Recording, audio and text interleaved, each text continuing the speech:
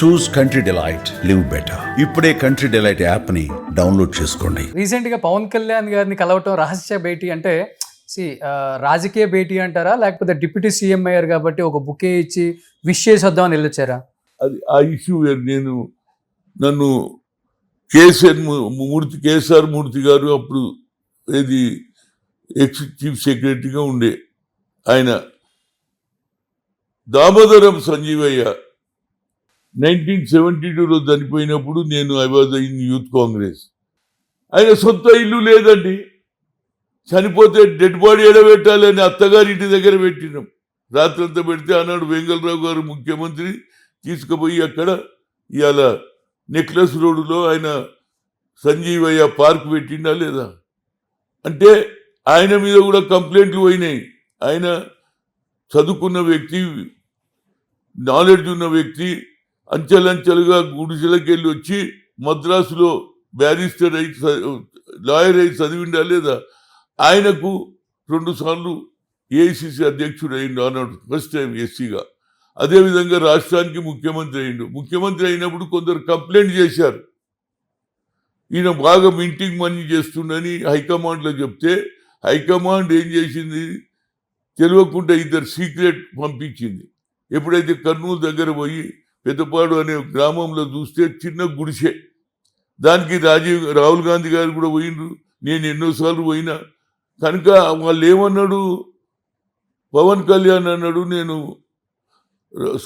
దామోదరం సంజీవ స్మృతి భవన్ కట్టిస్తే నేను 1 crore ఇస్తా అన్నాడు.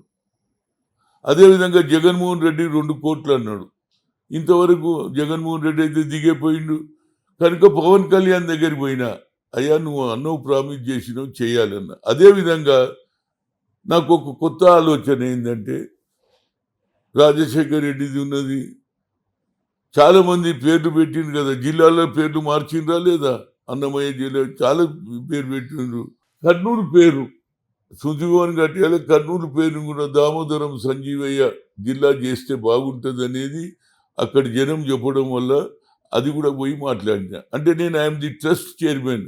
కేఎస్ఆర్ మూర్తి గారు చనిపోక ముందు 5-6 ఏళ్ళ ముందు నన్ను ట్రస్ట్ చైర్మన్గా చేశాడు. కనుక దాని గురించి పోయి చంద్రబాబును కలిశాను, శృతి భవన్ గురించి మాట్లాడాను. అదేవిధంగా జిల్లా పేరు పెట్టాలి, అందరూ ఉన్నాయి, చాలామంది పేర్లు మార్చి పెట్టిండ్రా లేదా.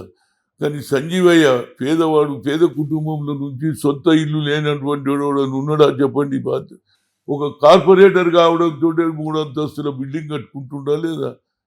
అలాంటి ఆలోచన వచ్చే తరం వారికి తెలవాలి, ఆయన గుర్తింపు ఉండాలని నేను ప్రతి ఆయన బర్త్డే కానీ డెత్ యానివర్సరీ నేను చేస్తూ ఉంటాను. మొన్న జరిగింది అన్ని దగ్గర కూడా నేను పోతుంటా, ఆయన పేరు కూడా పెట్టాలనేది నా కాన్సెప్ట్. పవన్ కళ్యాణ్ గారిలో మీకు వ్యక్తిగతంగా నచ్చే అంశాలు ఏంటి? వ్యక్తిగతంగా నేను స్టార్టింగ్లో కొద్దిగా ఏదో ఇష్యూలో క్రిటిసైజ్ చేసి, కానీ ఆయన ఏమన్నాడు తెలుసా, హనుమంతన్న గిన్నె టికెట్ ఇస్తే నేను ఇంటింటికి తిరుగుతా, ఆయన మంచి కార్యకర్త, ఆయనను గెలిపించడానికి నేను శాయశక్తిలో కృషి చేస్తా అన్నాడు. అది ఆయన ఇంప్రెషన్.